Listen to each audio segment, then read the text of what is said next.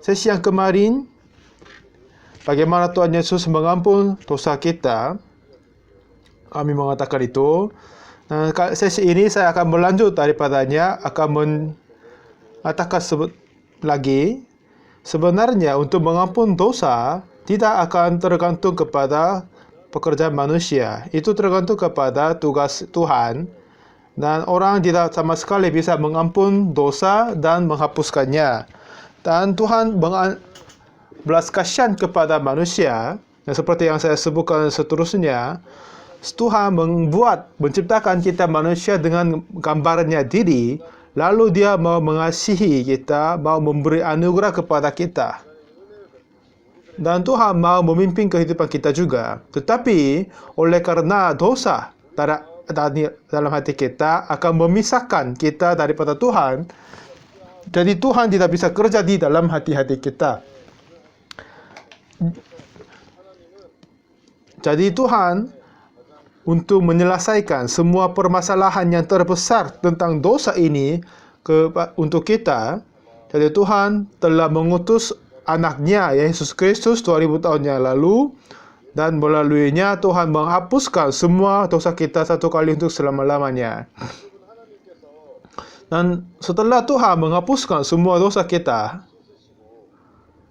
lalu menuliskan fakta ini ke dalam Alkitab. Dan Tuhan Yesus telah mengampun semua dosa kita yang tidak bisa menghapuskan lagi sepenuhnya dan sebenarnya.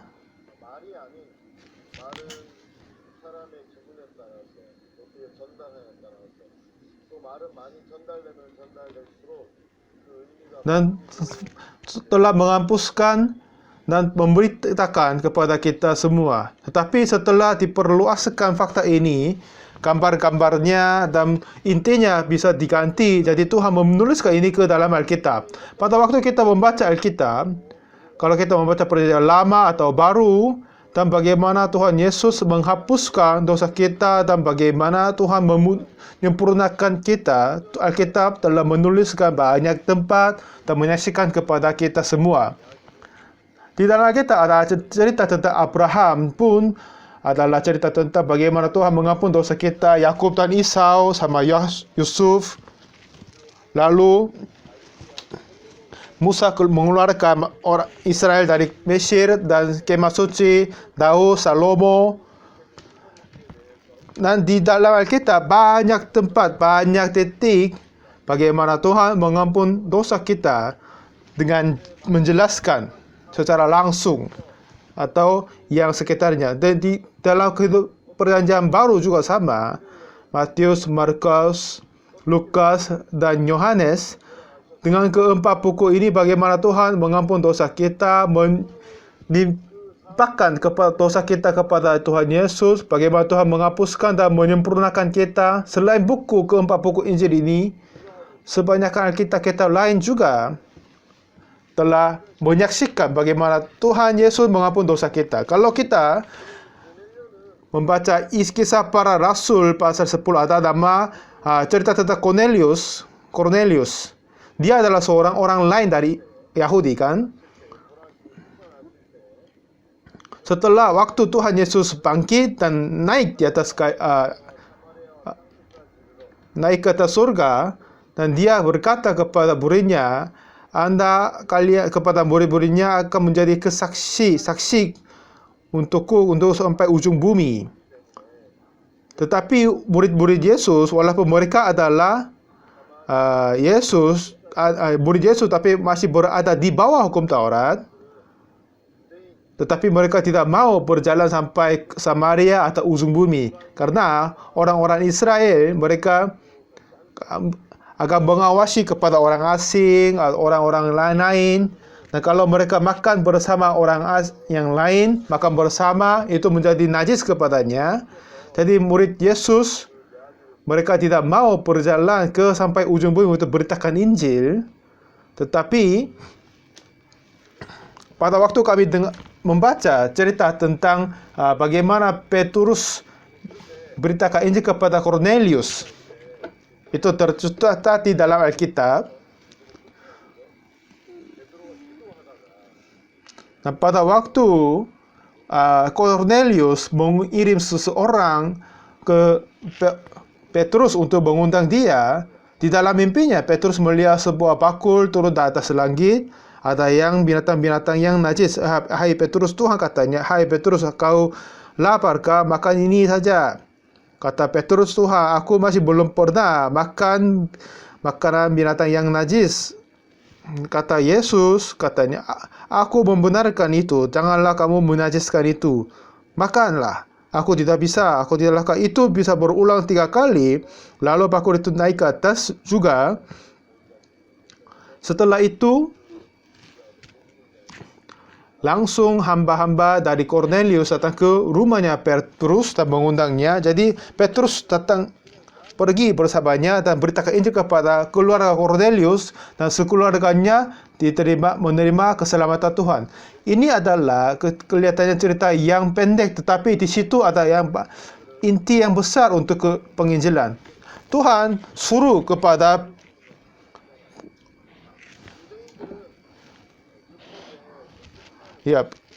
Tuhan telah menyuruh kepada Petrus makan semua yang itu. Tetapi orang-orang Yahudi, mereka telah membagikan binatang najis atau binatang halal, dan mereka tidak sama sekali makan binatang-binatang yang najis. Karena mereka pikir kalau mereka makan binatang yang najis, mereka akan menjadi najis juga. Tetapi Alkitab masih belum tulis apa jenis apa binatang ada di dalam gitu bakul itu, tetapi dibandingkan mencerminkan hukum Taurat, itu pasti akan binatang-binatang najis. Jadi Petrus pun tidak mau makan itu. Tetapi apa yang saya mau tanya kepada saudara adalah, apa saya membenarkan? Janganlah kau menyatakan haram. Artinya membenarkan aku halal, aku menyatakan halal. Artinya itu dulu adalah haram, tetapi Tuhan menghalalkan, menyucikan. Tuhan tidak mengatakan itu awalnya suci dan baik, tetapi itu dulu najis, tidak baik, tetapi aku mensucikan, aku membenarkan. Ya, Tuhan sudah sanggup sekali untuk menghalalkan binatang-binatang itu. Iya kan? Karena dia adalah dia adalah yang pencipta di semesta alam. Dia yang maha kuasa itu. Dia sudah sanggup sekali untuk menghalalkan binatang-binatang yang najis. Tetapi kata Tuhan kepada Petrus, aku menghalalkan ini, makanlah ini. Tetapi Petrus hatinya terpaksa,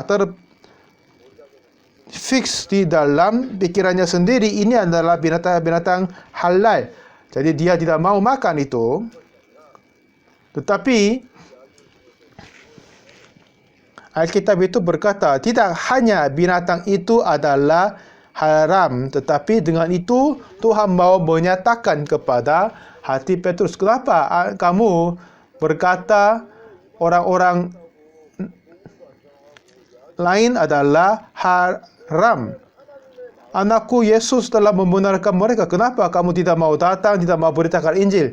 Hati yang seperti ini sudah berada di dalam cerita itu. Tetapi saudara, kalau ini hanya Tuhan berkata kepada Petrus, itu sudah berkata kepada Petrus dan selesai. Kenapa itu tertulis di dalam Alkitab?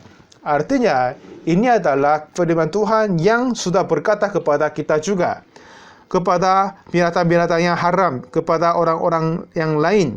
Dan itu bermaksud apa? Maksudnya, aku sendiri dan semua kita yang dengar sore hari ini kan? Hai, aku menghalalkan itu. Kenapa anda selalu bilang itu haram?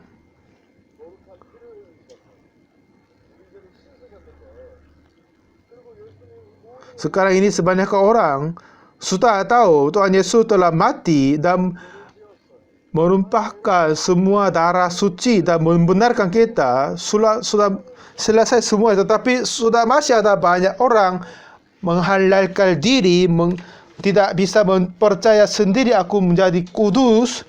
Tuhan Yesus telah tahu banyak orang akan berkata begitu. Jadi Tuhan menuliskan ini kepada di firman Tuhan di Kisah Para Rasul 10. Kata Tuhan, apa yang dinyatakan halal oleh Allah, tidak boleh engkau menyatakan haram. Ya, jadi kenapa? Bagaimana sebanyakan orang di saat ini, walaupun Tuhan Yesus telah membenarkan mereka dan kita, tetapi masih ada banyak yang berkata, aku orang berdosa. Ini adalah sebuah contoh dari Alkitab.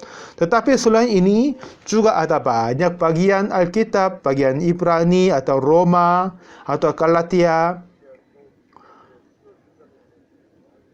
Tuhan telah menuliskan banyak tempat bagaimana Tuhan Yesus mengampun semua segala dosa kita satu kali untuk selama-lamanya.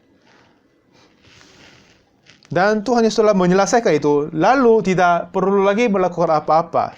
Tuhan telah mengutus Yesus Kristus untuk dosa kita, dan melalui Tuhan Yesus menghapuskan dosa kita dengan sempurna, yang seperti kita berkata seperti kemarin, seperti Ibrani, tidak perlu lagi mempersembahkan korban karena dosa, ya kan? Jadi Tuhan telah mengatakan, aku tidak lagi mengingat dosa dan kesalahan mereka. Tidak perlu lagi beringat lagi. Kata Tuhan, sisi dia sendiri, pihaknya Tuhan Allah sendiri telah menyelesaikan semua tugasnya dan menulis ke dalam Alkitab. Dan Tuhan Allah, dia tidak perlu lagi melakukan apa-apa untuk mengampun dosa kita. Tinggal apa? Kita percaya fakta itu dan menerima itu saja. Terkadang aku mengadakan seminar penginjilan. Setiap kali saya buat seminar, saya sering bertanya, saudara, kapan dosamu telah dihapuskan? Pada waktu Anda percaya kepada firman Tuhan, atau apakah Anda percaya dosamu telah dihapuskan? Sekarang, saudara hamba-hamba Tuhan yang dengar malam hari ini, kapan dosamu telah dihapuskan? Pada waktu Anda menemukan Injil dan menerima firman Tuhan, waktu itu dosa kita dihapus, atau apakah kita hanya percaya bahawa dosa kita telah dihapuskan zaman lalu? Bukan waktunya kita percaya dosa kita dihapuskan, tetapi pada waktu dosa dibayarkan, untuk upahnya dibayarkan, waktu itu dosa kita telah dihapuskan. Artinya 2000 tahun yang lalu, dengan darah Yesus Kristus, dia telah membayar untuk upah dosa kita. Saat itu semua dosa kita telah dihapuskan. Apa yang kita percaya adalah dosa kita telah dihapuskan dengan darah Yesus. Baik orang-orang Kristen yang diselamatkan, dan aku sendiri adalah pendeta. Tetapi kadang saya terikat dengan kekurangan sendiri. Dengan kasih ini, pada waktu saya merekam seminar ini, kalau Anda dengar agak lucu, tetapi saya merasa agak susah untuk sebuah seminar online ini. Apa yang saya harus sampaikan? Pada waktu pendeta Imin Chol, ketua, katanya, awalnya dia katanya, ya, mari kita buat seminar untuk gereja lokal di Korea. Okey. Baik, itu saya dengan ringan hati karena dia adalah selalu membantu gereja-gereja di Amerika. Jadi ya, kalau dia berkata apa-apa, aku tidak akan menolak. Jadi aku akan baik. Okey. Lalu dia berkata lagi, mari kita memundurkan seminar lagi. Okey, baik, enggak apa-apa. Tapi dia telefon lagi. Kami memutuskan seminar ini akan menjadi persiapan seminar besar untuk pendeta Oktober yang datang. Ya, ini akan saya merasa